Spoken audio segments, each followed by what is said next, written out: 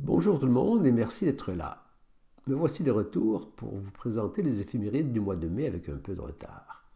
Figurez-vous qu'il y a une quinzaine de jours, je me suis mis en tête de modéliser la cathédrale Notre-Dame de Paris en 3D sur SketchUp. Restez jusqu'à la fin, je vous montrerai l'avancement de ma construction. En attendant, je vous conseille de visionner sur un grand écran, sur un ordinateur.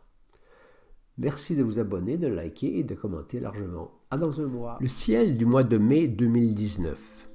L'animation montre la transformation du ciel au cours du mois, tous les matins, un peu avant le lever du jour. La courbe verte représente l'horizon. Dessous, on ne voit rien en principe.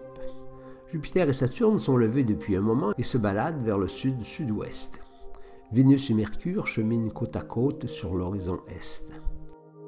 La Lune croise Vénus le 2 et Mercure le 3. Nouvelle Lune le 4. En début du mois, vers 5 heures du matin, toutes les planètes sont présentes dans cette partie du ciel. Même Pluton est là. Toutes? Non, il manque Mars, que nous verrons tout à l'heure. Le 18, rapprochement Vénus-Uranus. Uranus, magnitude 5,9.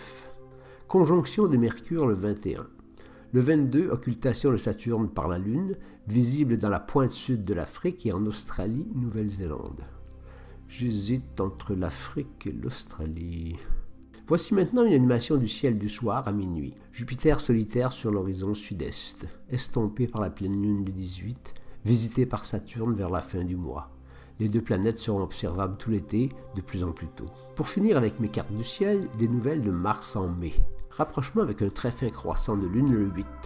Mars, toute seule comme une grande, quitte le taureau pour se diriger vers les Gémeaux. Après sa conjonction du 21, Mercure apparaît dans le ciel du soir et fonce vers Mars. Les deux planètes se croiseront en juin. Maintenant la séquence lune. La lune du 13 avril vers 20h, puis vers 23h30. On voit la lumière progresser sur le relief. Si je zoome très fort, est-ce que je peux voir les traces de l'homme sur la lune? Sachant que le diamètre de la Lune est de 3474 km, je peux tracer ici un carré de 100 km de côté. Vu la définition de ma photo, j'ai environ 1 pixel par kilomètre. Je fais un zoom photo et je trace à nouveau le carré de 100 km de côté.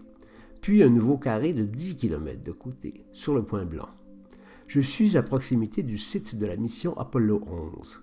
Le point blanc est le cratère Moltke de 6 km de diamètre. Je zoome au maximum sur ma photo et je compte 33 pixels pour mes 10 km, soit environ 300 mètres pour un pixel. Pour voir les traces des Américains sur la Lune, il me faudrait une définition de 1 mètre par pixel. J'ai du chemin à faire. Pour finir, comme promis, une visite virtuelle de Notre-Dame de Paris. Ça n'a rien à voir avec l'observation astronomique, mais certains vous diront que ça nous rapproche du ciel. SketchUp est un logiciel de modélisation 3D que j'utilisais professionnellement dans mon ancienne vie. À partir de documents récupérés sur Internet, j'ai entrepris de modéliser la cathédrale. Ça monte doucement. Pour l'instant, je compte la monter à l'identique. Après, on verra. Merci de vous abonner, merci de liker, commenter, partager. À dans un mois.